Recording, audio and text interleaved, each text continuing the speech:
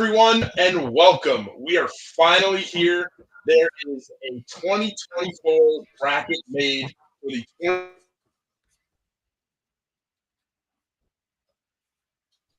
Sweetheart, relax. It's a little bit to check on Spencer. And Jen, just beginning to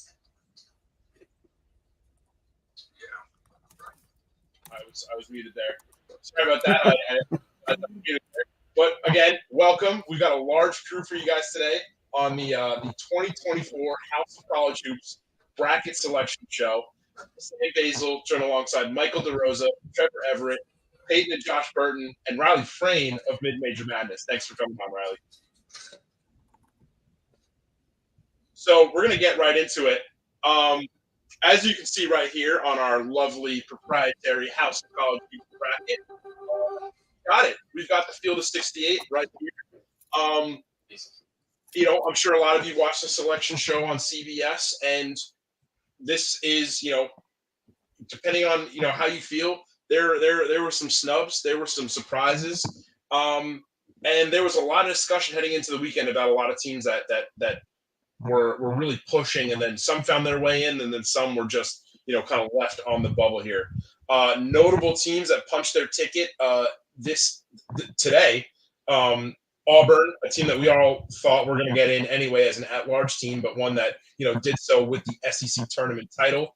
Yale coming in with a buzzer beater against Brown in the Ivy League tournament, and Duquesne coming in as the 6th seed in the Atlantic 10 tournament, taking down VCU in the final to clinch the 4th different team to win the A10 title in 4 years. So, guys, any preliminary thoughts on this bracket? We've had a couple teams left on the bubble. The last 4 in the bracket were Boise State, Colorado, Virginia, and Colorado State. And the first 4 out were Oklahoma, Seton Hall, Indiana State, and Pittsburgh. We're going to go right around the horn here. Michael, any initial thoughts on this year's bracket? Yeah, the Big East got screwed. Virginia's in my tournament over St. John's, Seton Hall. Hell, even Providence is better than them. The Big East got screwed. Only 3 teams in for what the league that was the second best league in Ken Palm. That's ridiculous. The Big East they completely got a raw deal here. The committee erred here. There should be at least 4 Big East teams in this tournament. That's inexcusable. Yep. Trevor, any thoughts on the Big East and other conferences that might have not gotten as many picks, or conferences that you think got too many bids? I'll leave the Big East part of it to Michael. I think he's done a really great job of coverage, especially for the totality of House of College Hoops. But I think the Mountain West, I'll just say what they got right. I think the Mountain West, they got right with the 6. Obviously, I think New Mexico helped that a lot. Their chances there, it seems like they, when the committee president was talking after the fact, it seemed like that was kind of a thing that really saved them a little bit almost. I know we can get into that later, but I think the Mountain West, they got it right. I'll be the Mountain West guy once again. And then also just I think the seating on them a little bit was a little funky. I'm curious to what everybody's thoughts are of that when we get to it. Absolutely. Some notable other mid-majors that got multiple bids. Obviously, the Mountain West got 6. The American got 2. The West Coast got 2. And the Atlantic 10 also got 2 teams. Mountain West is a power conference. Yeah, Mountain West is on their way to being a power conference. Peyton, any initial thoughts on this bracket? Yeah, I got a couple initial thoughts. As far as the Big East goes, I definitely thought they at least probably deserved 4 teams in the bracket. Obviously, the top 3 being Creighton, Marquette, and UConn. But it's curious to see why Providence, especially St. John's, I thought the Rick Pitino factor would actually play in a little bit in this one. It did not. They only got 3 teams. And as far as we go to conferences, the 2 best conferences in college basketball, the Big 12 and the SEC, got the most teams in this bracket, both tied at 8. As far as this bracket goes, the only ones, besides a couple of seeding facts, the only things I'm really mad about is I am really pissed off that Virginia got in. I don't care if they're in a play-in game. They play the most ugliest style of basketball in the country. Who in the hell wants to watch them in the NCAA tournament? And I really hope, we'll probably get into it later, but I really hope Colorado State beats them. That way I don't have to see them anymore. But that's quick thoughts I have. Josh, as Peyton said, Virginia, kind of one of the controversial last 4 teams in, especially over a first 4 out team, Indiana State. Any last thoughts? Sycamore's not making it through? So, I mean, I think all of us wanted Indiana State to make it, but the unfortunate fact is we had 5 bid stealers. And if you heard the committee of the chair talk about it, in the last couple years alone, there's been a combined 3. And we had 5 this weekend and this last couple weeks alone. So, unfortunately, that knocked Indiana State out. I kind of understand. And I'm going to go back and forth a little bit with DeRosa here. Big East may have been number 2 on KenPom, but outside the top 3 or 4 teams, it was a pretty weak league this year, if we're being totally honest. And I can't really vouch for maybe Seton Hall or St. John's or Providence 1 and 3 maybe should have got in definitely over Virginia because I'm not a fan of them being in either. But the fact is, they all 3 were kind of mid teams this year, if we're being completely honest. So I don't have a big gripe about them unless you're arguing that Virginia should have been in over them, and then we'll talk about that. But as far as that, I look at Purdue's region. We'll get into it here in a little bit. You know what? If they can exercise some demons, this is the region to do it in. They got a favorable draw. And Jake Zimmer, welcome to the show. Co-founder of House Enterprise, co-host of the Beers, Business, and Balls podcast. Jake, any initial thoughts on this bracket? I mean, my first initial thoughts is, wow, how lucky are we to have the University of Connecticut in our backyard here in the East Regional, Boston. It'll be interesting. We'll see. I'm looking at the potential Auburn draws, their biggest challenge, maybe Iowa State down the road, and figure, hey, what is there's claims to UConn being the most dominant team in the last few years. That's going to be put to the test here this year. So, yeah, a lot of avenues we can go down with the potential snubs of the Big East. How far Purdue's going to go. Interested to see what the crew's got to say as we dive into these topics more. But yeah, I'm looking at UConn as the team to beat here. Right off the bat, it's have we seen a more dominant team? I can't say that I'm fully sold on anyone being more dominant than UConn in the past few years. So yeah, looking forward to a variety of takes here this evening, Basil. Yeah, absolutely. And once again, we've got Riley from Mid-Major Madness here with us. Riley, me and you spent the week down in Brooklyn covering this year's Atlantic 10 tournament. Duquesne coming out of nowhere again, like I said, taking down VCU in the final. Any initial thoughts on where they fell in the bracket, as well as the A10's at-large team, the Dayton Flyers? Yeah, I mean, I'm literally just getting my first opportunity to kind of look at the bracket here. Like you said, Sam, we're literally just getting off of the A10 championship today, and I'm just having my first sit down and look here. Initial impressions, maybe Duquesne a little high. I know they showed a lot of tenacity late in the season. They're coming off of 8 straight wins now when you add up, what they did in the conference tournament as well. It's going to be a tough matchup against the BYU program. I'd be lying if I said I watched them a lot this year, but Duquesne's going to need to carry that physicality and that defense we saw all throughout championship week here in Brooklyn. And they're going to need to carry it over into the tournament to have a chance against, a bigger team like BYU. Duquesne, a ton of depth. And I'm not saying they necessarily can't win, but, as we know, those lower seeds, it's always an uphill battle. And so initial thoughts, maybe just Duquesne a little overranked. I think there could have been a little more value there for them at maybe a 12 or a 13 seed. Of course, now looking at Dayton, I think that's a really interesting spot for them as well. It's certainly been a little bit of an up and down year, particularly with them kind of floundering at the A10 tournament this year, despite all the upsets. But I still think they get a pretty good matchup in Nevada. I know, obviously, the Mountain West really tough this year, like you guys talked about. Nevada has a ton of good players. Gerard Lucas is clutch and knows how to lead that team. But you got a guy like Deron Holmes, who could be one of the most exciting big men in the tournament this year. I know he always gets a lot of hype, but it's certainly going to lift this Dayton program heading forward into what could be a potentially an upset matchup against a pretty good Nevada team. Absolutely. And we're going to get into a little bit more in-depth about, some of those matchups, specifically with Duquesne, because they are in the first region that we're going to be talking about here, the East region. Obviously we've got number 1 overall seed UConn taking on 16 seed Stetson, and then some other notable matchups. We've got 2 seed Iowa State versus South Dakota State. We've got Illinois versus Morehead State, Auburn versus Ivy League champions Yale. Looking at those top 4 seeds, something that Josh and I were talking about heading into our tournament prep was, trying to figure out, for anybody who watches maybe like Champions League or, FIFA World Cup soccer. There's always kind of this discussion about what they like to call the group of death, right? 4 really tough teams that get pitted against each other that there's going to be somebody that could probably make it a lot further get left out because they're going to fall to another top team in this region.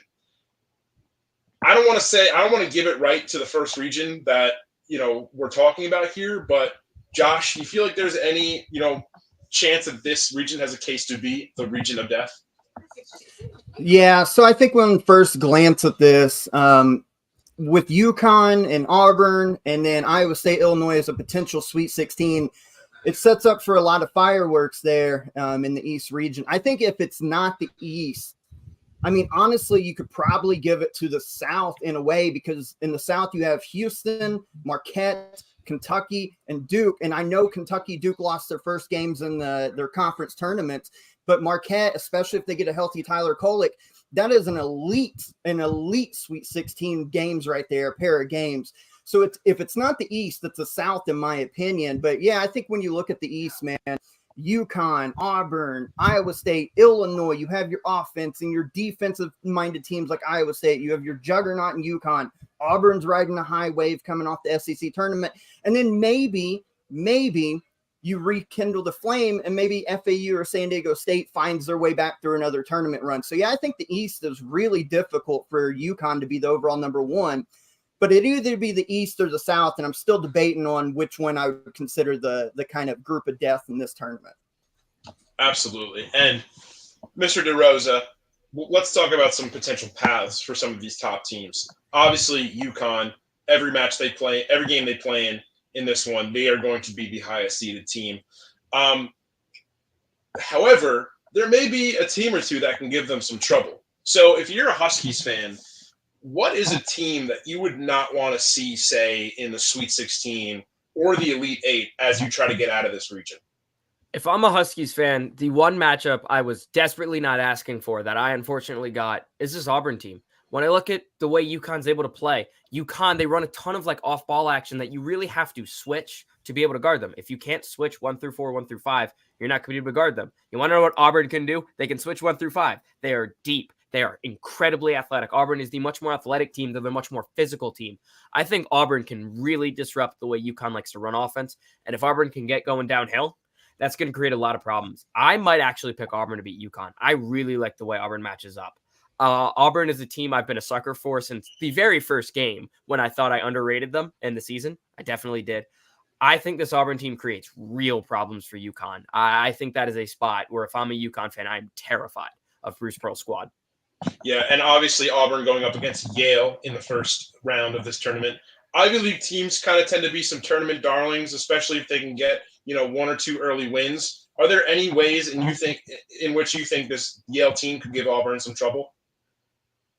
You see, Yale, I don't think has the typical giant killer formula, because I don't think Yale is an excellent 3-point shooting team. And I think Auburn has a couple guys that can put on Matt Noling. So I think that takes away some of the matchup there. You would need a Pukatalis. I don't think I pronounced that name right, but I said it confidently, so it sounds like I did. Or a Mahoney to hit a ton of threes. And I don't think that's the kind of team Yale is. I think Auburn was a team that definitely has an incredibly high ceiling and incredibly low floor. I think they got away with one in this Yale matchup. I think this is one they should be able to cruise in. Absolutely. And Josh, all right, let's go over to you, Trevor. There's a lot of really interesting matchups. Obviously, if we want to go just 1, 2, 3, 4 in the Sweet 16, those would be some pretty great games. But if things shake out the way that you would want them to, what do you think would be the most exciting matchup in this region? I honestly think it would be Drake and Iowa State in the round of 32. I think if Drake can figure out how to beat the Washington State defense, we know Drake's an incredible team led by an incredible player in Tucker DeVries, but that Iowa State defense is going to be the best defense they played all season, or at least in the conference season, of course. Going back to who obviously they didn't have an incredible non-con, but obviously you look at Illinois, who they would obviously potentially play later on as well. That BYU-Illinois game would be incredible as well. But I think Drake, they got a draw this year that they really like. I know Washington State's been incredible, incredibly coached, but people talked about last year the whole Miami draw, and they held Miami down to it was a 9-point game, I think was the final result, or just right at 10. So look, I think Drake got a really good draw, and I think any game they're going to play on the way, I'm not saying it's going to be easy because Washington State's really, really good, and then Iowa State we know is an incredible defensive team. We saw what they did to Houston, and then obviously they'd have to play the winner of either BYU, Illinois, somewhere in that region to get down into the Sweet 16. So I think Drake has a Sweet 16 potential, and I think that would be the most exciting any game they play in the bottom half. Yeah, Drake obviously coming out of the Missouri Valley, kind of stealing, if we want to talk about, stealing as early as conference tournaments, they took down Indiana State in that Missouri Valley tournament to clinch that auto bid. Yeah, another really interesting matchup. Riley, like we said, these Duquesne Dukes, they're going up against BYU as the 11th seed. Again, like you said, not a team that anybody really thought to come out of the Atlantic 10 this year. In conference play, they lost their first 5 games. And then they finished out the season, including the Atlantic 10 tournament, on an 8-game win streak.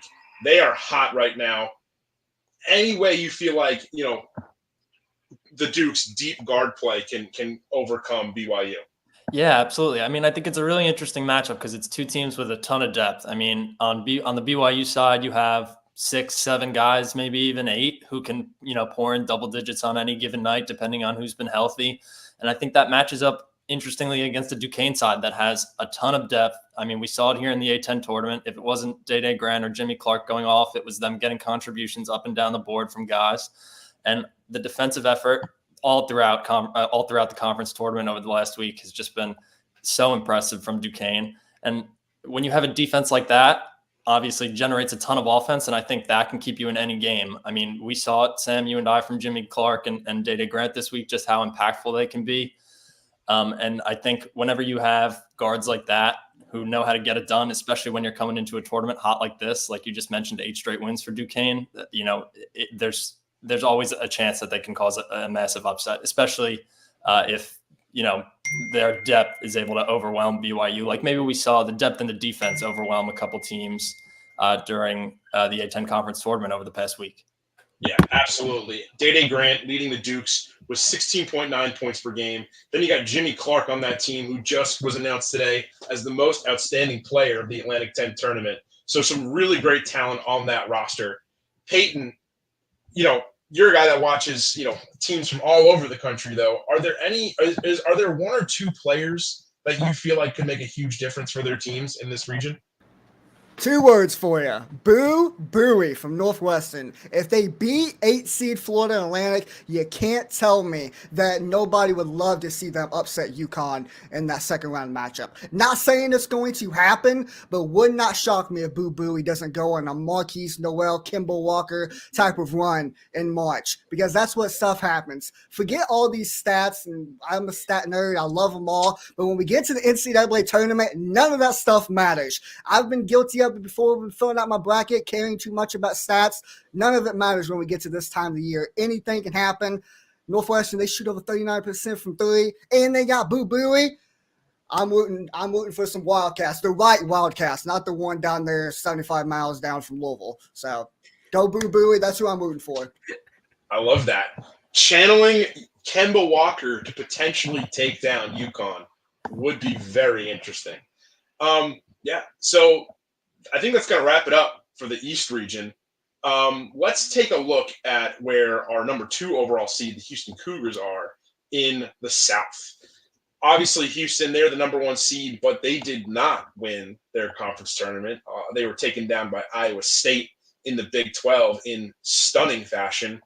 But going down the rest of the roster, I mean, we've got Marquette taking down Western Kentucky, Kentucky taking down 14 seed Oakland, and Duke taking on 13 seed Vermont. The Vermont Catamounts obviously clinching another America East title. They are one of the most dominant teams in mid-major basketball. Josh, you have had a lot of thoughts about Kentucky basketball this season on our blog. Make sure you go check out some of his past pieces on house-enterprise.com. But now that we're here and everybody's back to 0-0, what do you like about this Kentucky team, and where could they, possibly come up short against Oakland? Well, I mean, you start with the offense, right? And with the offense, what do you need to win in March? Every team that makes the Final Four and wins a national title are carried by elite guards. And there may not be a better set of guards in the country than Kentucky. I'm just speaking facts here. And so when they're playing good, you're talking about 2 potential top 5 picks in Reed Shepherd and Rob Dillingham coming off your bench. DJ Wagner's been playing better the last 3 or 4 weeks of the year. Justin Edwards' development into a pure scorer now. Kentucky's guards are elite, and that's why if they do make a run and get out of this region, it'll be behind their guard play. The thing that scares everybody is the up and down play of the defense. We've seen them play high level, really almost elite defense, actually, in wins at Auburn, wins against Alabama, wins at Tennessee, wins at Mississippi State. So the defense is there and the potential to play, but it's so up and down roller coaster ride that you don't know which brand of Kentucky you're going to get. If they lock in defensively, the offense is always going to be there. And we've said for this pretty much this whole year that they don't need to be elite for 40 minutes. The way the offense scores the basketball, they need to be elite for 5-6 minute stretches, because the way they score, teams can't keep up with them. So this Oakland game can go one of 2 ways. They can come out motivated, locked in from the go, and they blow Oakland away. Trey Townsend will give them some issues on the interior, but they could blow Oakland away by 30 points. Or they could fall asleep, get back cut to death. Oakland slows the tempo, hits some shots, and now all of a sudden it's a 2 or 3 point game with under 2 minutes to go. I expect you see the best version of Kentucky in round 1. Where I see pitfalls that really scares me as a Wildcat fan. If Texas Tech goes ahead and beats North Carolina State, experienced team, older team coming out of the best conference in college basketball, they've got stars and Pop Isaacs. They will grind you out. That's a potential upset in round 2. But if they could get to the Sweet 16, I actually like their matchup better against a Marquette or Florida than I do against a Texas Tech, because Marquette, Florida wants to run with them and play their style. And we found out Alabama tried it. You can't outrun Kentucky when they want to run. So I think the draw is good, to be completely honest, but it's so up and down. We'll see what Wildcat team we get. They either make the Final Four of this bracket or they get beat in the second round by a Texas Tech. Yeah, I have to admit, I have seen some pretty crazy upsets in my, years watching the NCAA tournament. I have to say, I feel like Kentucky has been on a lot of the, the worst ends of those than others. But I think that's just a testament to how good they are, right? Yeah, exactly. St. Peter's Peacocks, obviously being the most prominent example. I think they'll be okay against Oakland, but we'll see how they fare. Shout out to anybody that's making comments on our live stream. I was going to say, DeRosa, do you have a comment on that?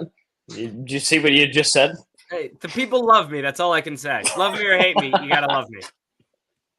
And we got a comment from a Facebook user here. Boys, some major upset possible. Love this damn time of year. Like Purdue's route, but I see multiple 3, 4, 5 seeds that are primed for upset. Let's get into them.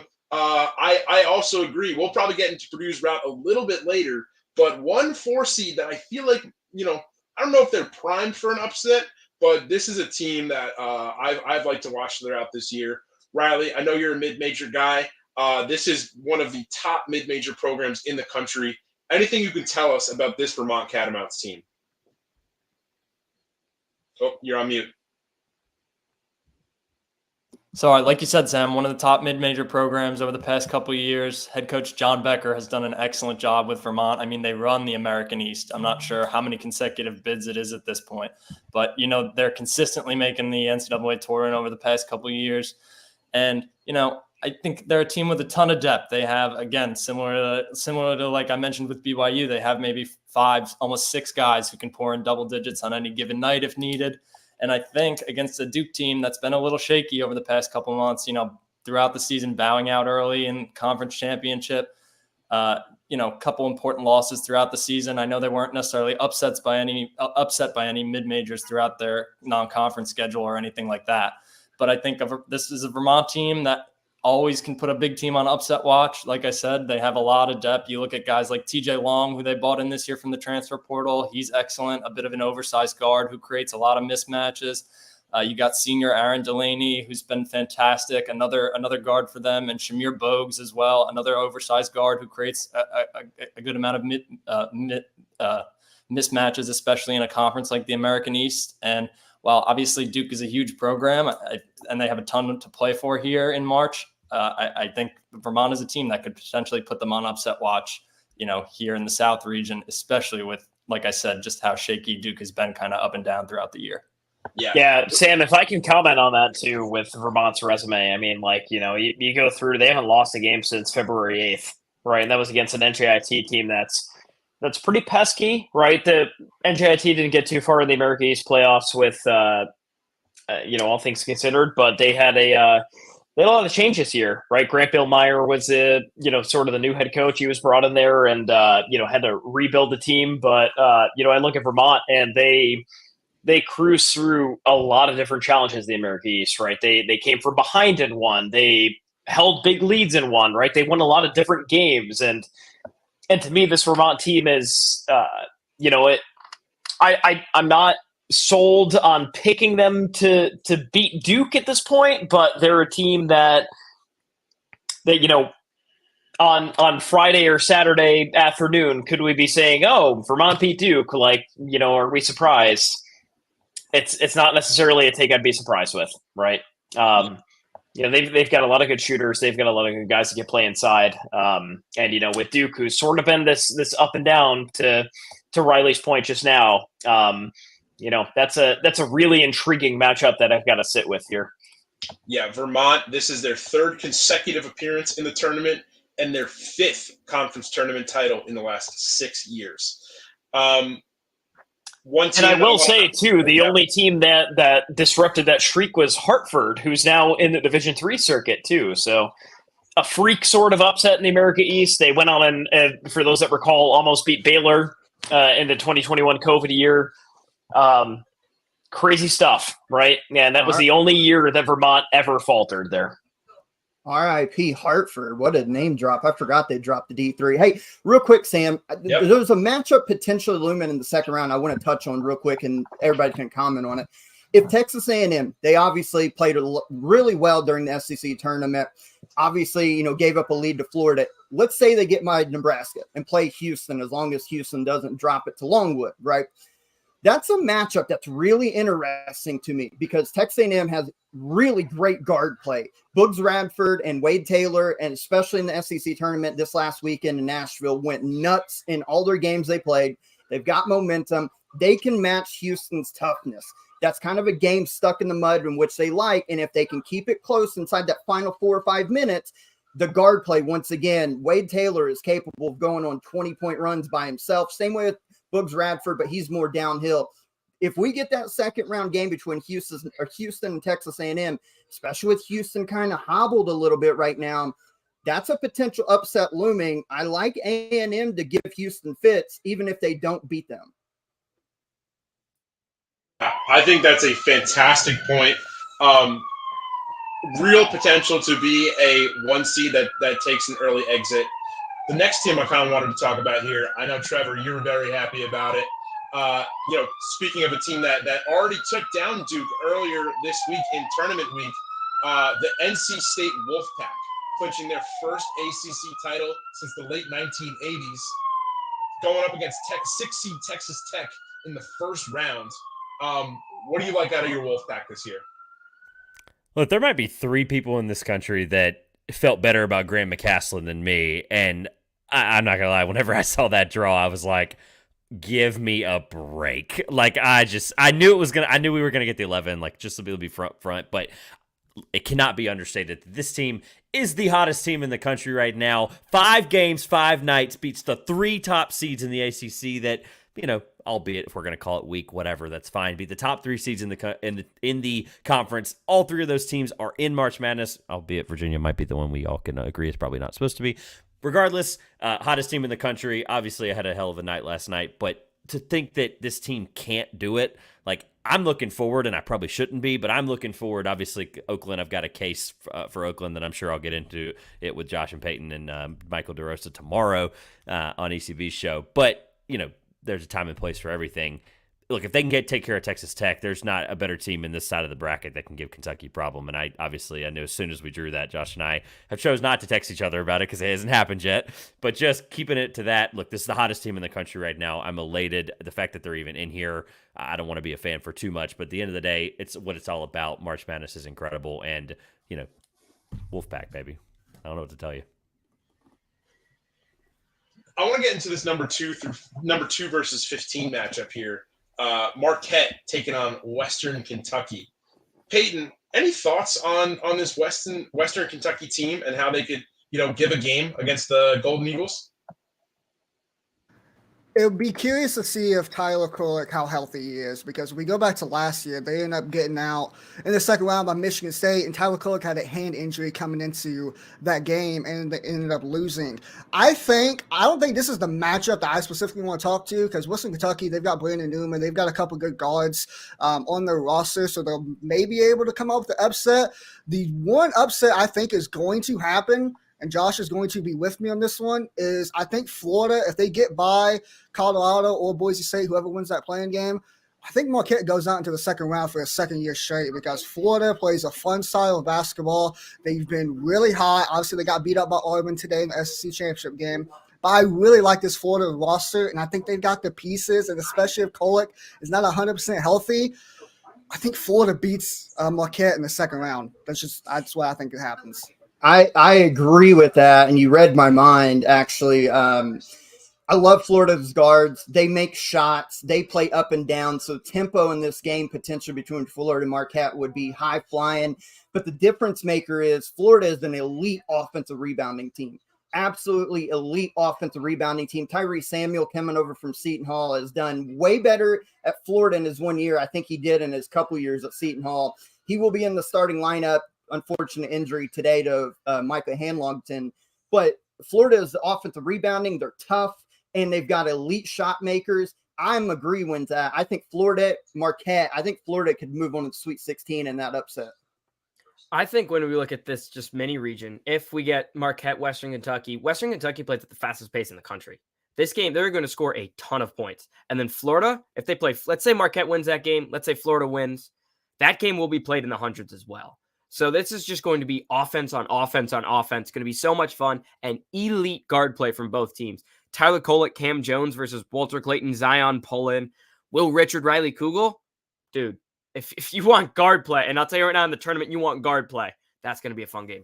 Hey, there's 4 30-win teams in college basketball this year, and 2 of them are in this bracket, and we haven't talked about one of them yet. I just want to be really quick I've been on the Sun Belt's case about the App State thing, and 30-win. I know JMU was everybody's pretty pick the whole year, especially after to open the season against Michigan State, which, that aged like beautiful, beautiful, fine red wine, that win. Obviously, it didn't look like it at first. But JMU, I'm not, Wisconsin obviously did not in the season great, but I just want to make the clear case that JMU has the offense to keep up with anybody. And if there's any team in this section that they could beat right now, it's probably Wisconsin, right? If they drew, say the 6 Texas Tech, maybe the Texas Tech defense, I feel really good about. I think James Madison, and to Jake's point earlier, Vermont being, I'm not sitting here saying it couldn't happen against Duke, but I think if Duke can take care of Vermont, they should be really worried about James Madison in that round of 32. And I think they have a really, easy path, not necessarily easy, but really good shot of making the Sweet 16. That's a team I'm going to be, circling for the next 24 hours and making that decision. Hey, shout out Michael Green, who was a Bryant guy before. Now James Madison has started half the games they've got. And looking at James Madison's rundown here, they've got 6 guys in double figures right now. 6 guys, not 5. Right? It's very rare to have guys that are even in high major conferences, 5 guys in double figures at this point. James Madison has cruised through this conference. I think they were the number 2 seed in the Sun Belt at this point. That's a matchup that no matter who comes out of that 4-13 matchup, to your point, Trevor, let's say James Madison's there at that point. Let's say they pull up the upset of Wisconsin here, even though they won the Big Ten, they had a couple good games in the Big Ten, a couple good wins, right? James Madison looks to be in a prime position to, if they were in the Sweet 16, would any of us sit here and say wow, we're shocked that James Madison's in the Sweet 16? Nope. I can't say so, right? I'm no body language expert, but when I was watching the selection show and they cut to Wisconsin, and they cut to Wisconsin and they were happy, right? They're like, yeah, we're in, we got the 5 seed. They showed James Madison. The applause and the celebrations kind of felt a little bit subdued. I could be reading into it a little bit too far, but I think it was something to note, and I think it just really shows the quality of this James Madison team. Jake, any thoughts on a player to watch that could come out of this region and really make a case for both himself and his team? Oh man, that's a really tough one. I look at. I mean, I'm going to be more biased off the paper to a guy like TJ Bickerstaff, right? Like of James Madison. That I want to see how much problem he gives Wisconsin right off the bat, right? I mean, this is a guy that's got 18 plus points per game on the year, right? He's played every minute of every game pretty much for James Madison. He's been a lock in the Sun Belt.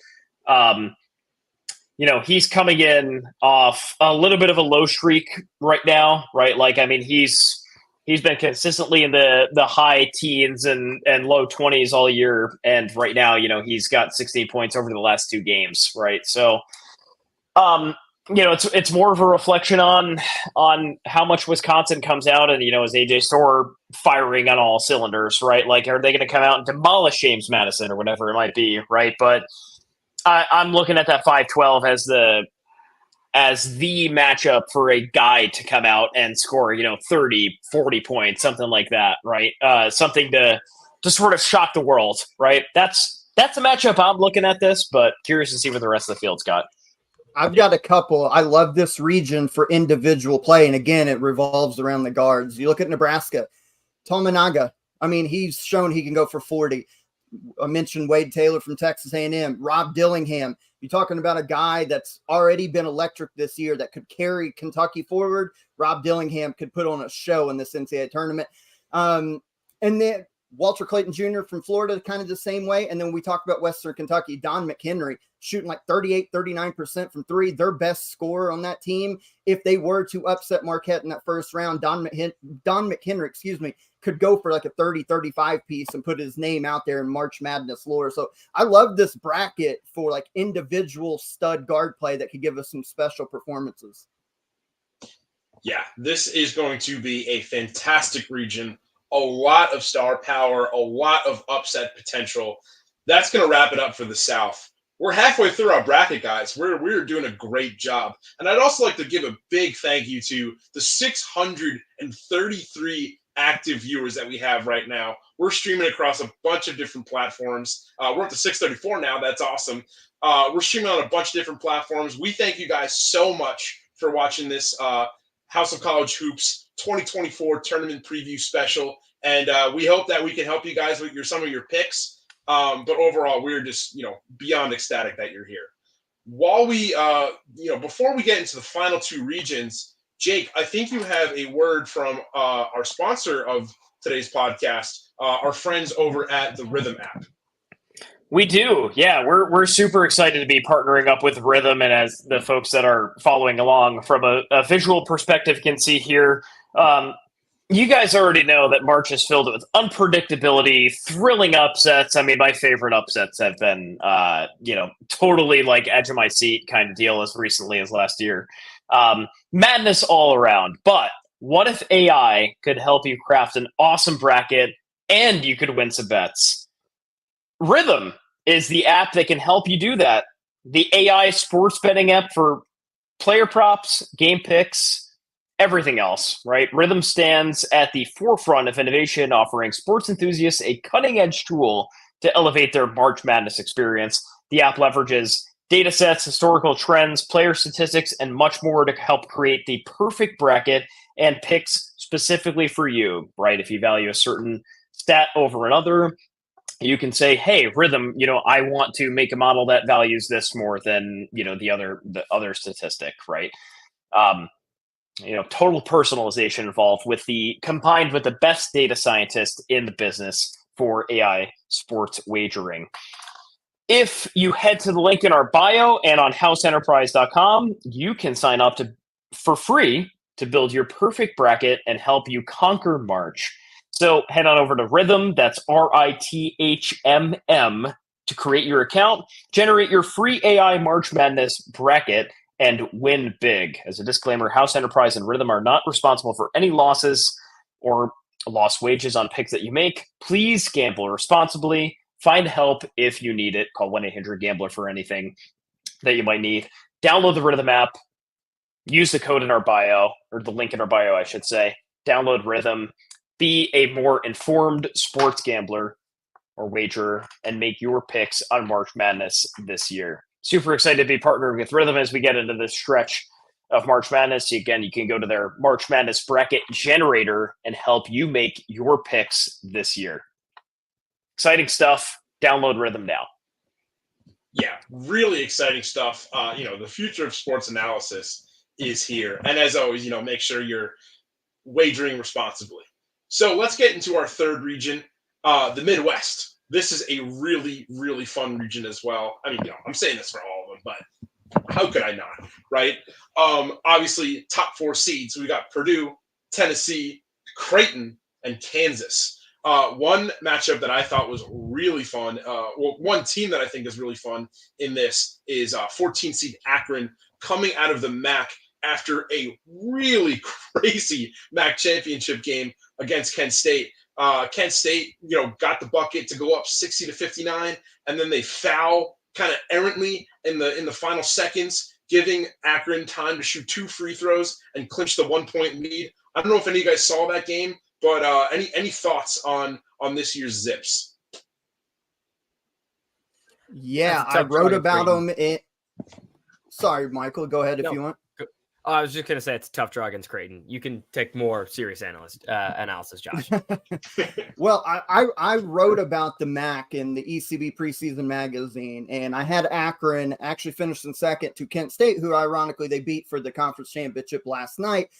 Akron's a solid team. Enrique Freeman, Ali, Greg Tribble. I think they could hang around with Creighton for a majority of this game, actually, because as we know, Creighton's not the deepest team. Once you have to start getting into that bench a little bit, Creighton kind of falls off. But they do have Baylor Shireman. They have great guard play. So I think Creighton wins this game, but do not be shocked if Akron, within the final 4, 5, 6 minutes of this game, if it's not within a 1 or 2 possessions, either way, because again, Ali, Enrique Freeman, that 2-headed monster for Akron, I think that they can give Creighton some issues, but they're going to have to get them in foul trouble and go into that Creighton bench a little bit, and then it'll favor them a little bit more. But I think this is a closer one than maybe the spread will show, or maybe kind of commoners would have you lead to believe. I think Akron can keep it close, though. Yeah. Riley, any thoughts on how Akron can keep this one close against Creighton? Yeah, listen, I mean, I know I'm here as the mid-major analyst. I don't want to sound like too much of a homer, and I certainly have not seen a lot of Creighton this year, but this Akron team has 2 guys who we just mentioned, in Enrique Freeman and Ali, who just dominated their conference all year long. Enrique Freeman, Conference Player of the Year, Ali, a first-team all-conference selection, and I think that physicality could potentially give this Creighton team some issues. I mean, obviously coming out of a much bigger conference, and they've certainly dealt with tougher opposition throughout the year. But like I just mentioned, those guys, Enrique Freeman and Ali can keep this team in any game against any opponent they're going to come up against. Absolutely. So maybe some upset potential from the Zips here. But I think, the common upset matchup that, we like to talk about when making our brackets is the 12-5.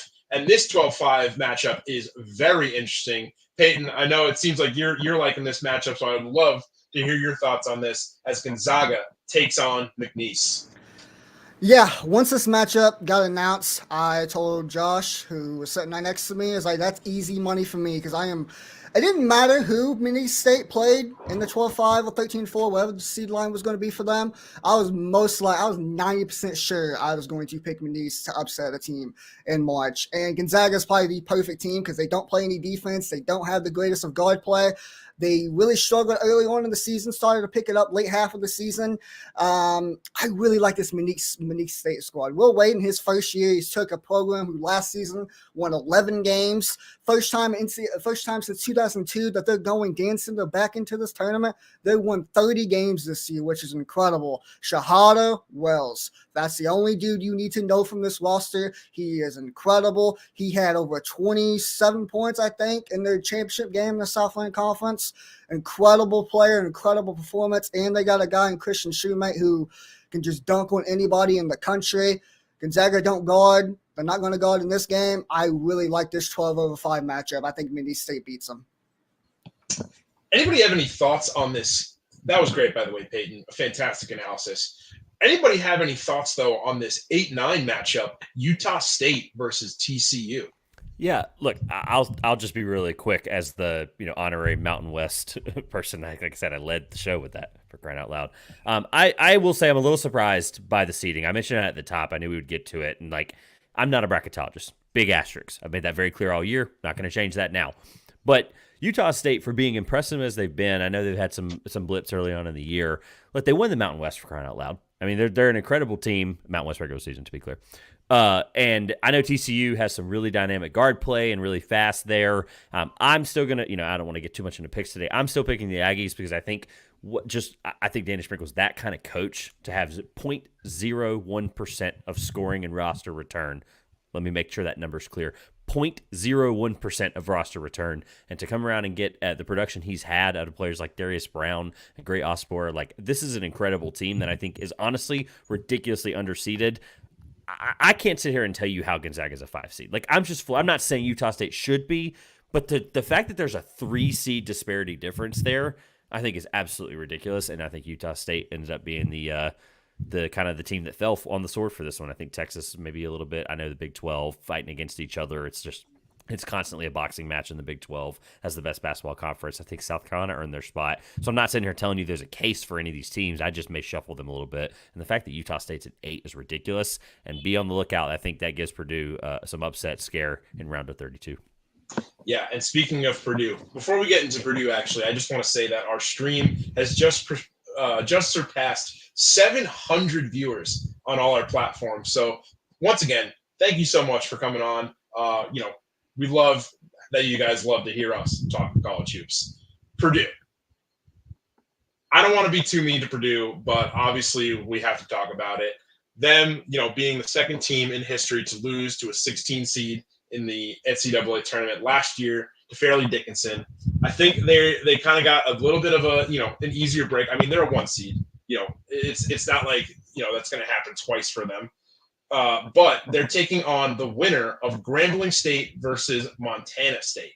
Grambling State obviously clinching their very first Division I NCAA tournament appearance. Anybody got any thoughts on this year's Boilermakers? Yeah, let's give a quick round of applause for Grambling State. Congratulations to the Tigers there. Love that, guys. Any thoughts on Purdue's path this year? Yeah, I said it just a little bit ago when we were talking about the bracket of death. Purdue's got a pretty favorable draw. Now, maybe if TCU gets by Utah State, the way TCU can speed them up and really get into their guards, that was their problem all last year. A couple of their losses this year, they kind of reverted back. But Braden Smith has been tremendous. Fletcher Lawyer still up and down, but a better year from freshman to sophomore. TCU could give them some issue, just speeding the tempo, getting up, and maybe making Purdue turnover prone. But I mean, I see Purdue cruising to at least the Elite Eight. Even if Kansas is fully healthy, or at least that's what they say, I think Purdue will get Kansas again. And then that would leave the pitfalls I would see for Purdue to not make their first Final Four since 1980 would be that team down there at the bottom in the number 2 seed, Tennessee. I know they played in Maui. I know it was a good game and Purdue pulled away in a foul fest, but Tennessee's much better. They are much better than what they were in late November. And you would talk about the 2 best players in the country dueling it out. I mean, obviously different positions, but Zach Edey on one end and you have Dalton Connect on another. And what if I keep saying this whole stream? Guard play wins you games in March. Dalton Connect with the ball in his hands and a chance to go for a 40-piece on you. I think Purdue should be very nervous about a potential Elite Eight game against Tennessee. Outside of that, though, I think they cruise to a Final Four. Yeah, just to offer some commentary there, Josh, on the on last year's bracket, actually, right? Like Purdue was the 1 seed, obviously, last year. I if someone corrects me, that's fine, but I think they were 1 overall last year, right? Were they 1 overall, or was somebody else? I thought they were. I know they were. Right here. Oh, They Alabama. were once. They were the 1 seed. Alabama was. Gotcha. Alabama was, Good call, yes. Josh. That's right. So Purdue was the 1 in the East last year, and obviously what happened with FDU was they would think a fluke. FDU thinks it's they picked them off, right? You look at the rest of the bracket, like the 8-9 was Memphis and FAU. The consensus I feel like was pretty split last year, right? Of who wins that game, but a lot of people, in my own opinion, nobody else has had one of those two picking off Purdue, right? If it wasn't Memphis or FAU, you had Duke at number 5, beating Oral Roberts. You had Tennessee, number 4, against Louisiana, the Raging Cajuns, right, 58-55. That was a very competitive, that part of the bracket. Let's go on, right? You had Kentucky at 6, who beat Providence. You had Kansas State, 3, who you saw what they did. They got to the final of the East Regional. You had Michigan State. You had Marquette. I mean, that was a very daunting bracket for Purdue. I look at this and see their potential path as, okay, either Utah State or TCU. Fine. They should beat them, right? Gonzaga, they should blow through them too, right? Kansas, I think, that's probably the most competitive game at this point. That's a team that Purdue should beat, given Kansas's, sort of up and down stature this year, right? You look at the bottom half of the bracket.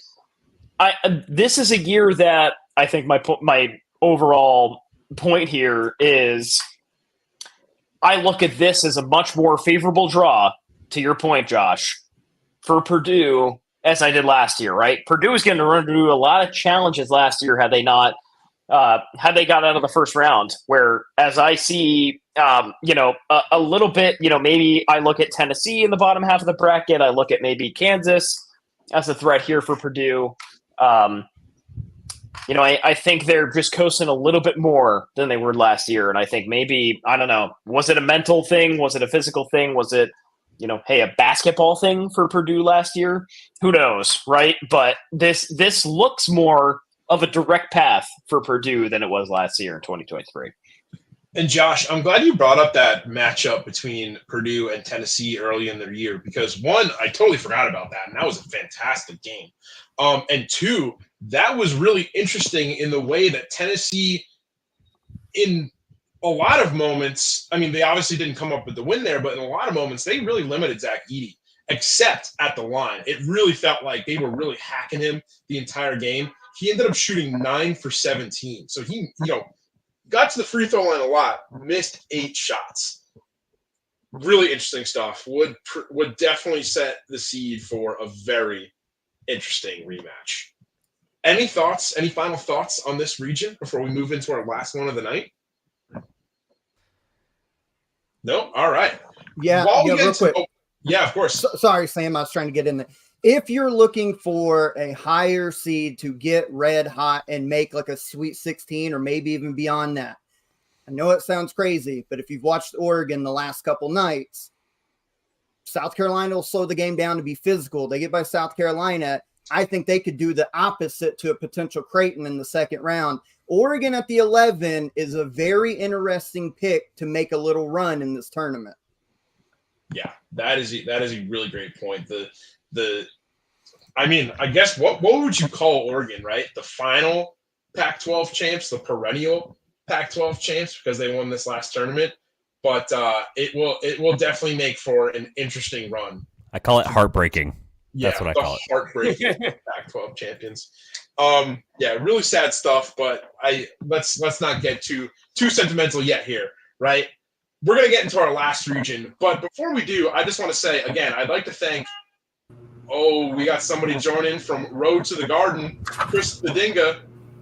Hello. Tonight? Doing good. Thanks everybody for starting this up. I hope everyone's doing well and and I hope all the Big East rage has already been shared at the top of the show here. Yeah, we were talking a little bit of Big East rage, and before we move out of the Midwest region, do you have any thoughts on the top Big East seed in this region, the Creighton Blue Jays? Oh man, I love the draw. Right, Akron is solid. Ali and Enrique Freeman provide a pretty good 1-2 punch, but if you get past that, I love the draw against both South Carolina or Oregon and former Creighton coach Dana Altman. Tennessee's scary. Purdue not so much. I think Ryan Kalkbrenner would match up fairly decently against Edey. This is a situation for Creighton where it's like, you got the draw, you could ever want. So it's up to them whether they seize the moment, I guess. Absolutely. And we got a comment from a Facebook user here. Who you got winning it all? I don't want to answer that question yet. We've got some predictions coming up towards the end of the show. And in terms of game-to-game picks, make sure you check out our stream tomorrow where the ECB guys here, Josh and Trevor, break down the entire bracket in excruciating detail. But before we get to that show, we're going to get Peyton as well, of course. And before we get into that, let's get into our final region of the night. And again, if you guys got any more questions, throw it into our comments. We've got some more. We'll answer those at the end for you. Let's get into our final region, the West. Obviously, here we've got the top seed North Carolina Tar Heels and our remaining top 4 seeds, Arizona, Baylor, and Alabama. A really interesting bracket here. Any initial thoughts on these top 4 seeds? If there was ever a bracket out of the 4 that a FAU, a San Diego State, a Miami, a ridiculous high seed or low seed, whatever, I've 26 years I've gotten that wrong. It's this one. I kept sitting here, and I know we were going to get to our final 4 picks after this bracket is over, but I kept sitting here and reminding myself over and over again that all the other ones I see a clear path for a 1, a 2, a 3, even a 4. And this one, honestly, it just going through it, I think there's a case that 1, 5, 4, 6, 11, 3, 7, and 2 can all make the Sweet 16, Elite 8, and Final 4. I think it's crazy. This is the most ridiculous bracket. I wouldn't necessarily call it the bracket of death just because of the parity across it. I think we kind of alluded to that in the top. I agreed with Josh earlier when we talked about it. East and South, I think, are going to be a bloodbath. I think that's going to be the most physically exhausted team out of those two. I think those are going to be the more bracket of death style. But this is going to be the one where this is offense, consistent offense throughout this entire team. And there's a few in there. I know Mississippi State throws it off a little bit, but this is going to be where the average winner is going to be the highest out of all of these in terms of the points scored. And so that's just my first reaction when I saw this, and I thought it was really fitting and fun that it was last. Yeah, Peyton, what you got if something? Oh, sorry. Hold on. Wait your turn. It's my turn. One thing I want to mention, as far as like these top 4 seeds of that top quadrant of this region, I don't know how Michigan State got in, especially as a 9 seed, but Mr. Amen. March is in the NCAA tournament. And if you're North Carolina, that's the wrong person you want to see in your round of 32 game. Michigan State, they've got good guards. They got Tyson Walker, got Adrian Holgard, and they got Tom Izzo on the sideline coaching for him, who gets the most out of his players during this time of the year. I still think North Carolina will win that game, but man, if you are a North Carolina fan, you are probably nervous as hell heading into that round of 32 matchup if you see Tom Izzo on the other side of the floor. That's a really great point, Peyton. I have also been kind of keeping, light attention on Michigan State all year. Obviously, for those of you who read House of College Hoops regularly, I'm kind of the guy that mans our top 25 poll. And every week I look at all the rankings, right? I look at the Ken Palm, I look at the net, I look at just general standings throughout the country. And Michigan State has always kind of been up there. The analytics really, really like this Spartans team, but they have not really found a way to crack into the top 25 for most of this year. So they could be a really, really interesting team in this tournament. DeRosa, you had something as well? Yeah, there are 2 matchups I really am looking at that I think are very interesting. It's been a while since I spoke, so I've been saving it for these 2. Absolutely. Yeah, let's look at the 11-6 right here. New Mexico, Clemson. New Mexico's the betting favorite, and not only that, they should be the betting favorite. New Mexico's going to absolutely smoke this Clemson team. When you look at the guards in these two games, Chase Hunter is very good. Joe Girard, very good. Those two guys cannot defend. I have Jalen House. I have Donovan Dett. I have Jamal Mashburn. I have three best guards on the floor, honestly. I think I do. And then inside, they have multiple matchups for PJ Hall. You can put an Nelly Jr. Joseph on him. You can put a Mustafa Amsil on him. You can put the freshman whose name I can't think of on him. And they're just going to create problems there. I got New Mexico. I bet New Mexico pretty heavy already. And then I look at the 314. I think people are going to look at Colgate. You should not be looking at Colgate. Baylor's going to absolutely smoke them. People look at Colgate every year. Baylor's going to play fast. Baylor's just going to run them. Jacoby Walter, Yves Massey, when Colgate's trying to do that cutting stuff inside. No. It's Baylor. You get Baylor, New Mexico round 2. That game is going to be incredibly fun. Excellent guards, fun bigs inside. Man, yeah. But Baylor and New Mexico are two of my strongest picks against spread. Bet those two heavy. Yeah. The Lobos, Mustafa Amzil, a former Dayton Flyer. Riley, any thoughts on this Dayton team? They were a team that, they lost in this year's Atlantic 10 semifinals to the eventual champions, Duquesne Dukes. Deron Holmes had a really excellent game at a 20-plus point performance, but against Duquesne, the Dukes really just limited every other effective. And trust me, Dayton's got a lot of effective scorers on that team. They limited everybody except for Deron Holmes. Anything that you feel like Dayton could clean up against Nevada that would get them the win? Yeah, well, first of all, you just worry that maybe the blueprint's out now on how to beat them, especially after they were so strong in the non-conference. You talk about wins over LSU, over St. John's as well, I believe. I think they picked up one over Cincinnati as well. And obviously the resume there was pretty big. I think it gave them a lot of notoriety coming into the conference championship. And certainly people had them picked as the favorite. They were, pretty much ranked within the AP top 25 throughout the whole year. But on top of that, they come into the A10 conference play. It's a little shaky. Losses to Richmond, losses to VCU, losses to George Mason. They didn't finish out the season super strong, and they get down to the A10 championship in Brooklyn, and they kind of floundered against, a Duquesne team that went on to win it. But still in that matchup, really, Deron Holmes, the only one contributing much, on Dayton's side, other than Nate Santos, who I believe had 10 points and was particularly effective in the first half. So in terms of what do they need to clean up, I think the defense needs to be cleaned up a lot. But on top of that, it's critical that this Dayton team is going to be able to get contributions across the floor. I know you just mentioned, Sam, they have a lot of guys who can score it, but late into conference play, we haven't necessarily been seeing, the numbers up and down the stat sheet for Dayton outside of a guy like Deron Holmes. And if they're going to compete, with a team like Nevada, I know who's a lower seed, but a very talented Nevada team that has guys like Gerard Lucas, Keenan Blackshear, Nick Davis as well has been fantastic in critical moments for Nevada this year. So in terms of what they need to clean up, Deron Holmes needs to keep doing his thing, but the guys like Nate Santos, Kobe Brea, Enoch Cheeks coming off the bench as well, I think they need to be able to contribute effectively, or else they're going to have a tough time with Nevada.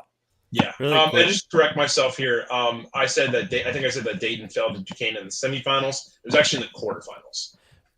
Really quick, Riley. You've obviously talked about the mid-major part of this. I got to see Dayton early on in the year at Charleston, and look, Malachi's absence is going to be unreal for this. I mean, obviously, talk about. I know you alluded to it a little bit there, but talk about how important he would be to a run where they would have to play against Arizona in the round of 32 potentially, or Baylor or New Mexico in the Sweet 16. Talk about how big of a loss that is for Dayton. Dayton, outside of Deron Holmes, who has carried this team throughout the year, guard play has kind of become a big thing. You see guys like Kobe Elvis, who was one of the A10's best three-point shooters this year, like Javon Bennett kind of step up. But, Malachi Smith is a leader on this team. He's a physical guard. I mean, we saw it all throughout last year. He was one of their leading scorers when he was on the court, I believe, throughout conference play. Specifically, I remember him dropping 21 against Loyola Chicago last year. So he can score it in droves when they're not necessarily getting those contributions from the guard play. And I think he's a leader of this offense, averaging something like 5.5 assists throughout the course of his college career. I know he's still a pretty young guy and obviously wasn't really on the court this year and missed a handful of games last year. But he's a guy who can lead the offense, especially when things are kind of scrambled for Dayton, like we saw in the A10 championship, Sam.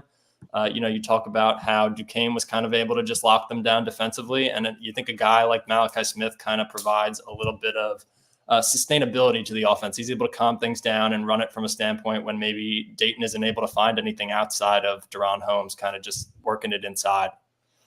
Yeah, and then in another another mid-major team, Charleston. They're taking on Alabama. Charleston's the 13 seed. Alabama's the 4 seed. You alluded to to us in our notes. Some potential storylines here with Aaron Estrada. Could you kind of give some more detail on that? Yeah, I mean, so Aaron Estrada, former CAA Player of the Year at Hofstra last year, had a ton of great battles against Charleston. I mean, specifically, you look at last year, they end up finishing co-regular season champs, and somebody correct me if I'm wrong, but they go on to meet in the finals, and Charleston ends up winning out to kind of end off Estrada's career at Hofstra last year. But now here he is transferring to Alabama this year, ideally trying to raise his draft stock, get an opportunity with a higher level program. He's getting another opportunity to match up against a really good Charleston team that still has some holdover talent from last year. Guys like Rain Smith, Ante Brozovic, Ben Burnham has been vastly improved this year. And I know Pat Kelsey has been big on getting him minutes and getting him involved.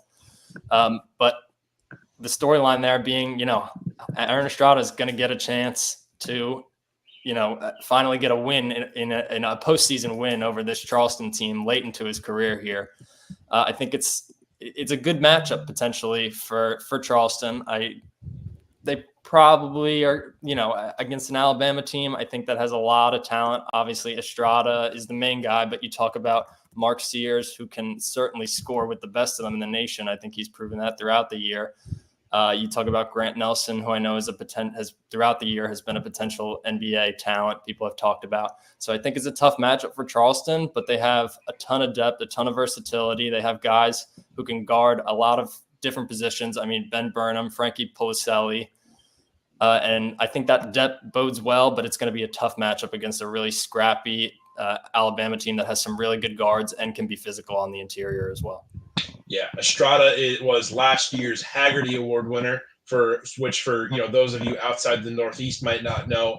That is the award awarded by the Metropolitan Basketball Writers Association for the top player in the New York, New Jersey, Connecticut metro area. Obviously, there's a lot of talent in this region. Chris, are there any other star players that you feel like people should keep an eye out for, both for their individual performances and how they can carry their team into the further rounds of this tournament? Yeah, you guys hit on most of them. One guy, my favorite guy to watch in this region, and I know Mr. DeRosa would probably agree with me, is Aiden Mahaney at St. Mary's. He's fantastic. St. Mary's had a really rough start of the year and rough non-con, and they really found their footing in West Coast Conference play, won the conference. Mahaney is a guard that I think will have a very, very bright future ahead of him in the NBA. Awesome. Josh, you got a guy? Yeah, from Mississippi State, which we're not talking a lot about, Josh Hubbard.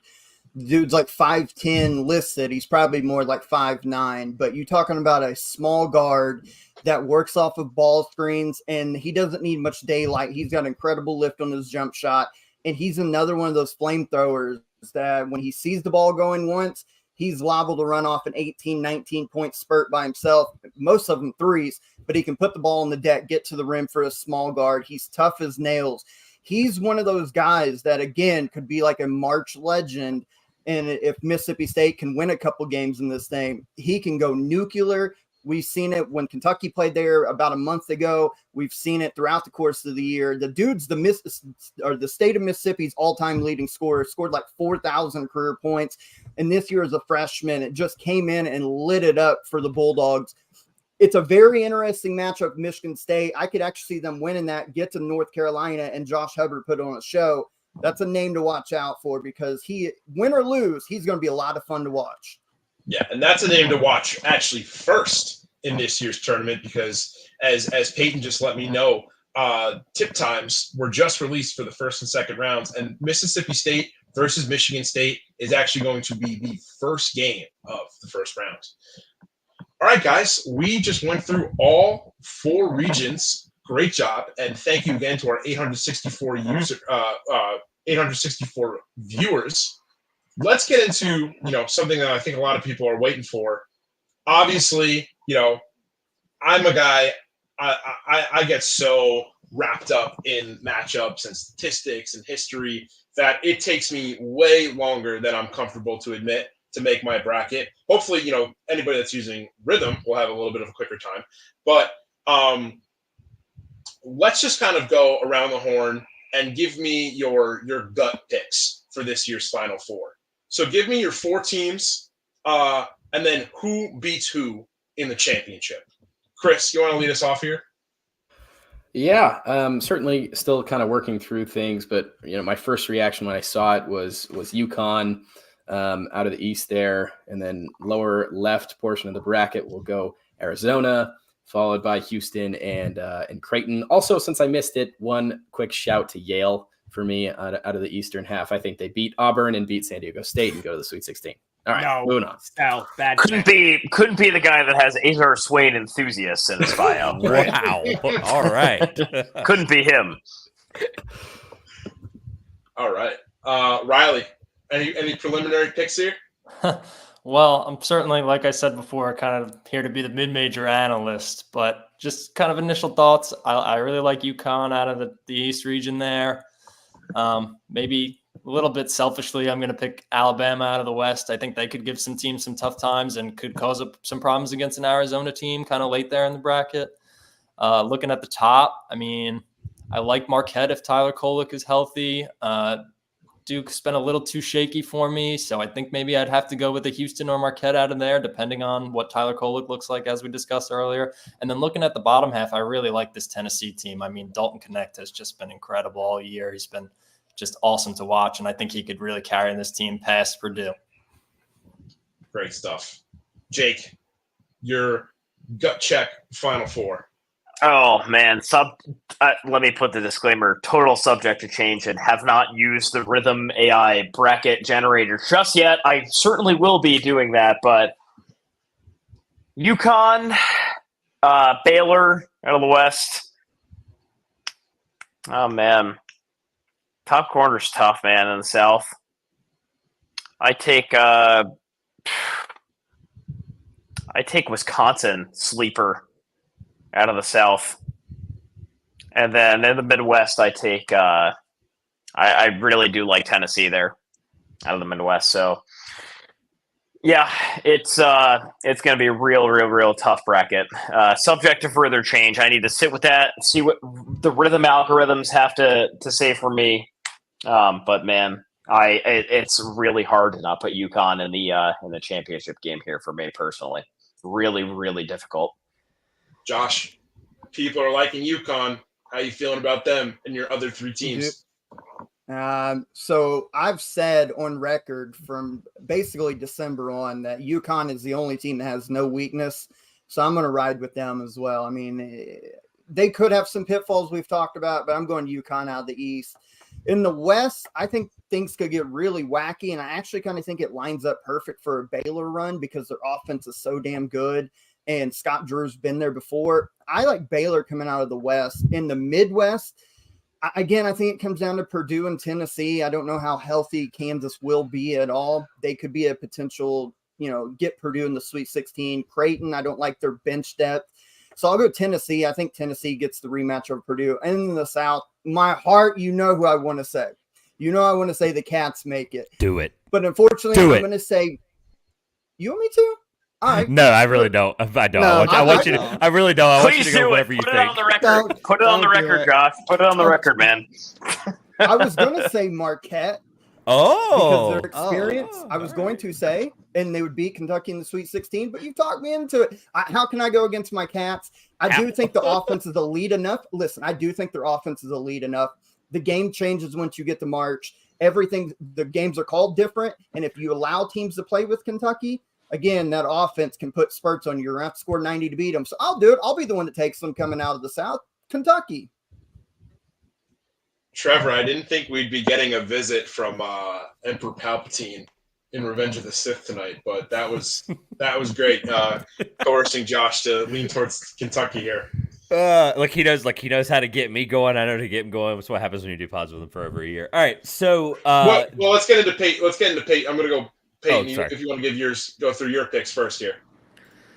Oh my God. From here on to about 5 p.m. Eastern time, once myself, Josh, Trevor, and Phil and Delissa do our preview for tomorrow's pod, this is probably going to change over 50 plus times from here on to there because I don't know. UConn's the only thing I'm really comfortable in. I think they win the East. I think Houston wins the South. Going to the West, you can't always go all chalk, and I just mentioned it. If they can beat North Carolina in the second round, it would not shock me if Michigan State gets to the Final Four. Got good guards, and they got Tom Izzo. You know what? I'm going crazy. Michigan State gets to the Final Four. They win the West. Midwest, I so badly want to pick Kansas, but we are just not healthy whatsoever. If we had Remy Martin on this team, then 100% I'd pick Kansas because that means we'd have someone on the bench who's capable of doing something, unlike Nick Timberlake. I think Tennessee gets it done. They got the best player in the country, and Dalton Connects. Zach Edey's the most dominant, but he's not the best. That goes to Dalton Connects. I really like their guards, and I think they go to the Final Four, and I think UConn cuts the nets down and again, beats Tennessee in the final. Love it. Trevor, can we use some Jedi mind tricks to sway you towards your Wolfpack, or do you feel like you've got 4 other teams that you think will make it through? Unfortunately for me and all of Wolfpack Nation, I do actually have a double-digit seed making the Final Four out of one region. I'm the only person to do that so far. Again, I have not actually filled out a bracket yet, so none of this is matchup-based. But I'll just get to it. In the Midwest, I have Tennessee out of the Final Four there. I have New Mexico making out of the West. I alluded to it earlier how ridiculous of a bracket that is. If there was ever a place for a seed that high to make it, I think New Mexico is underseeded unbelievably. They're one of the hottest teams in the country coming out of that region. So in the Midwest and the West, I have Tennessee, New Mexico squaring off in the Final Four. And then I went a little chalkier on the other side. Well, completely chalkier if you're thinking Tennessee's a 2 there. UConn, Houston out of the East and the South. There has not been a better chance since 2007 for a team to go back-to-back. I know it's pretty much been said all year, but I think it's true. I think about every champion we've had since 2007 when Florida went back-to-back. We really haven't had like an unreal chance of a team that just feels this good. I walked out of Houston last year on Monday and was like, I don't know how the heck that team gets back, but if they do, they're going to be unreal. And I said it verbatim to everybody I was with. I just don't know how UConn, if they can figure out how to reload, and they 100% did. They brought some incredible pieces back. They brought some incredible pieces in that they are obviously going to miss from last year. And look, again, I alluded to it with the Midwest there. I don't think there's anybody better in the West, in the West that could do it. So I shook it up there. I have UConn, Houston, Tennessee, New Mexico, and I would have Tennessee and UConn in the final. I know that's been picked already, but I do really think if those 4 teams make the Final Four, that's probably what happens. And I think UConn wins a very close game against Tennessee in the national championship game, alluding to what I said earlier. And I think UConn goes back-to-back for the first time since 2007. Great stuff. Mr. DeRosa, what you got for us? Yeah, I think every single person picked UConn. I will not be picking UConn. I want to give a preliminary shout out. I'm not picking this team. I just want to give a quick shout out to my mighty Mormons, King Khalifa and co. They could win a game of the tournament. They're not beating Illinois, but it'd be fun if they did. I'm going to go with Auburn. I said Auburn earlier, and straight up with the fact that every single person picked UConn, and most of them picked UConn to win the title, I think if you want to win your bracket pool and a big bracket pool, you're kind of going to have to pick against UConn and just hope you go right. So I'm going to go with Auburn to make the Final Four there. Go to the South. I actually think this region really opens up for Houston. I think, honestly, Kentucky and Marquette are both good matchups for Houston, and I don't think a Duke tests them. So I'm going to go Houston there. Midwest, I think every single person picked Tennessee. I actually agree. I think it really opens up for Tennessee. And then out West, I'm going to go with Arizona. Give me Arizona losing to Houston in the title game. Bang. TRP. Great stuff. I'm going to go with, I had all this time and and I'm still having trouble with it. I think I'm going to, disagree with you, Michael, on the East. I think UConn is just really too strong right now. But I'm going to agree with you here on Houston. I feel like what you were talking about, especially, in terms of the region opening up for Houston, I think it's really important, specifically with a lot of these matchups, right? The top 5 seeds here, they're playing against, I think they all have a chance. They're all highly likely to win and move on to the second round at least. They are going to be playing high-quality mid-major schools those kinds of games can really beat a lot out of you, and they're going to be really exhausted, and Houston is going to have not the easiest path, but they're going to be, getting a slight edge against some really good teams in the South. In the Midwest, I don't know why this team is really calling to me that much, but I feel like I really want to go with the Creighton Blue Jays here at the 3 seed. I like their path. I like the way that the bracket's kind of shaken out for them. So I'm going to go for, this Big East powerhouse out of the Midwest.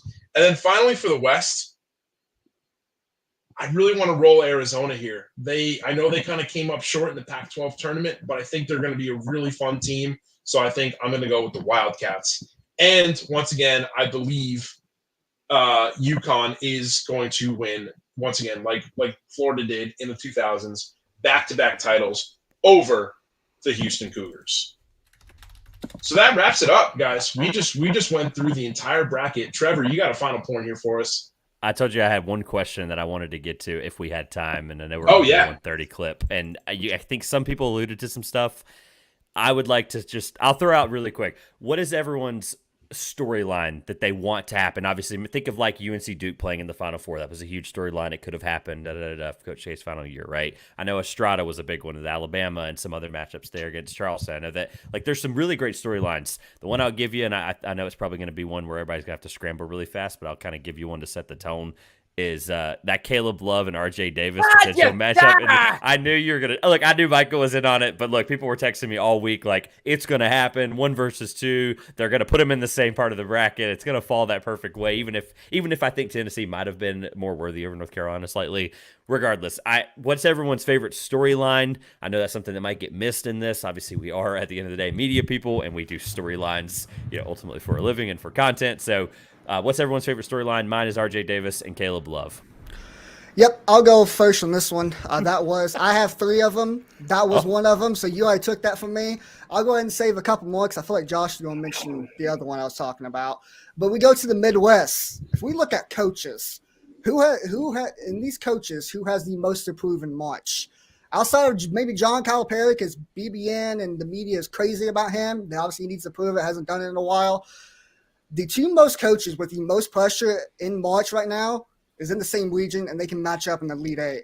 Matt Painter and Rick Barnes for a chance to go to the Final Four, number 1 seed taking on number 2 seed, the most dominant player in the country, and Zach Edey against the best player in the country, Dalton Connect.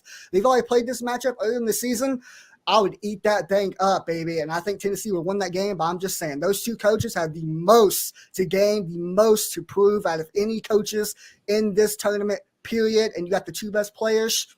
That's my number 1. If no one else has anything, I love that. Go Josh. Oh, sorry. There must have been a lag there. I love that one. But selfish reasons and historical purposes. You know me. I've followed the sport my entire life, been a coach, player, everything, media person now for the last 6 years. They're in the same region. If it shakes down to get an Elite 8, between the Duke Blue Devils and the Kentucky Wildcats. You think about 1992, Christian Laettner's shot. You think about 1998, when Kentucky was down 17 to Duke in an Elite 8 game in St. Pete, Tampa, Florida, and he raced a 17-point lead behind Scott Padgett 3-point shot late and went on to win a national title. They should have met in 2010 in the Final Four, and West Virginia screwed it up. They should have met in the 2015 national title game, and Wisconsin screwed it up. Give me Duke. Give me Kentucky. Elite 8. Winner goes to the Final Four. Hose me down, baby, because I'm ready. Love it. DeRosa, what you got for us? Yeah, I think, honestly, a very interesting – it's just fairly boring pick, but UConn dealing with from going to be the hunter to the hunted. Immediately, let's say these 2 teams win in the first round. They got to play a team in the that they could have played in the Final Four last year in FAU. Then there's a chance they got to play a team they played last year in the national title game in San Diego State, or Auburn, another very tough matchup. Just the fact that UConn's road actually isn't all that easy. Like Illinois, that team is incredibly talented. Iowa State, they play a really interesting style. Just the fact of UConn going from the hunter, a team that was 4 seed, they felt disrespected, to being the hunted, a team that everyone looked at, watched all season, and said, we got to be better than them. That makes it a lot. That makes a pretty significant difference. I want to see if UConn's ready for that.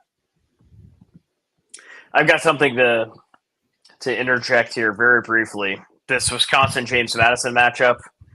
Great guard 6-5 in the Division I tournament. Right, he's 3-1 in the NIT. I think Wisconsin got very close to the NIT, if not won it. I don't know. Lots at stake for Greg Gard's reputation. Let me just throw this out. Right, like I don't know if a first round loss cancels Greg Gard. I don't think that's worthy. I'm not going to be like that guy of Greg Gard should get fired at Wisconsin. He's had a lot of 20 straight win seasons. You got to start thinking like they brought Greg Gard in to replace Bo Ryan at Wisconsin, and I think they expected excellence in Wisconsin. How far does Wisconsin get this year is what is the big question for me this year. So I don't know. That could go a lot of different ways, but Greg Gard's reputation is a sort of a residual effect of how this tournament shakes out. And that's how I'll leave this year. Yeah, fantastic. Riley, you're a mid-major man here. What is your pick for a top mid-major story for fans to watch out for? Man, I think some of the more exciting. I think Drake is a really exciting program who could potentially make an interesting run. Obviously, Tucker DeVries and his father Darian kind of leading that team forward. It creates a ton of interesting storylines, and they'll get some interesting matchups out of that side of the bracket. They could definitely beat a Washington State team early in the rounds. They could definitely put up a solid performance against Iowa State. And I feel like with Tucker DeVries in your lineup, you can never really count them out. But the big storyline for me is which team is going to follow up FAU this year with a big mid-major run. And I think, the secret here is it's definitely not going to be the Owls this year. So who do we have to look out for? And I think Drake is definitely one we're going to want to keep an eye on. Great stuff. Yeah, piggybacking off of that really quick, that Drake-Iowa State potential matchup in round 2, they're both, in Ames and Des Moines. They go right across the river, the Missouri River, over to Omaha for the game. I think that'll be the most, raucous crowd environment in the first round. Both of those fan bases will travel really well, and Omaha has a lot of ties to both of those programs. Greg McDermott, who's the coach of Creighton, coached at Iowa State beforehand. Tucker DeVries was an assistant coach at Creighton before he went to Drake. I think both of those fan bases will get very much into that one and will travel well. I've got Fantastic one more. stuff. What you got, Josh? Who can be an FAU, and that's Morehead State. I love the matchup against Illinois. We got to see, Peyton and I covered the OVC title game. We talked to their starting point guard, Drew Thelwell, on a YouTube exclusive. This is a team that controls tempo, but they can run opportunity-wise off of long rebounds and misses, and they've got an absolute star the world to get to know in Riley Minix. The drops 20, can get 10 rebounds every night. He's such a Dirk Nowitzki type player when he goes to the mid-post back down. Those are tough matchups for Illinois as a 3-14. If they win that game, that would put them who against? They play the winner of BYU Duquesne. I'm telling you, if Morehead State can get by Illinois, they can win that next one, put them Sweet 16. They could beat either Iowa State, Drake, Washington State. Now they're in the Elite Eight. Morehead State is a real possibility to beat this year's FAU because they've got a good point guard. They've got opportunity shooters. They control tempo. They're a good offensive rebounding team, and they've got an absolute star in Riley Minix. Do not sleep on Morehead State in this tournament. Fantastic. I think for mine, I'm going to have to go with I just really want to see what NC State does in this first round. I think there's a lot. Oh, no, we lost Trevor.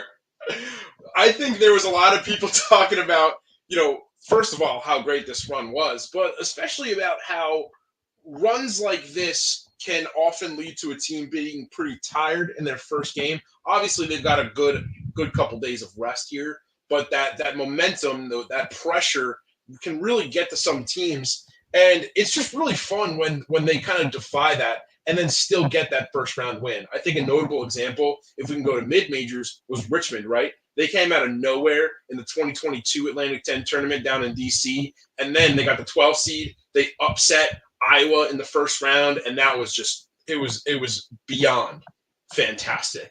So, again, a lot of really great stuff. This is – I think that's going to wrap it up for our 2024 House of College Hoops bracket special. Guys, I know we gave a little bit of a quick silent round of applause for Grambling State, but I want to do it again one more time for our 936 listeners. So thank you guys again. This has been one of the biggest shows in the history of House of College Hoops, in the history of houseenterprise.com. And if you want to keep checking us out, make sure you check out house-enterprise.com. That's where all of our blogs are housed, all of our podcasts are housed. We've got so much great content from, the past, couple weeks or so, and so much more on the way as this tournament kicks off. Make sure you also check out Mid-Major Madness and anything that Riley Frayne is on. Riley, could you kind of plug your stuff and let us know where we can find you? Yeah, of course. So you just check me out on Twitter at Riley Frayne. I do a ton of mid-major coverage with SB Nation's Mid-Major Madness like Sam did. We just wrapped up some great coverage at the A10 tournament today, and I'll be in Brooklyn and Boston for the first and second round and Sweet 16 and Elite 8, hopefully covering a couple mid-major programs. So yeah, you can check me out on Twitter at Riley Frayne, RILEYFRAIN. If you want to check out any of my stuff, definitely stop by. All right. And I think that's going to be it for us, for our crew. Make sure, I'm going to take a little bit of a second if we can get those names back up on the screen. Check out all these handles. Make sure you're following everybody. Chris, Riley, Peyton, Josh, Jake, Trevor, Michael, and me. I've been Sam Basil. This has been This is House of College Hoops. And until next time, we'll see you guys.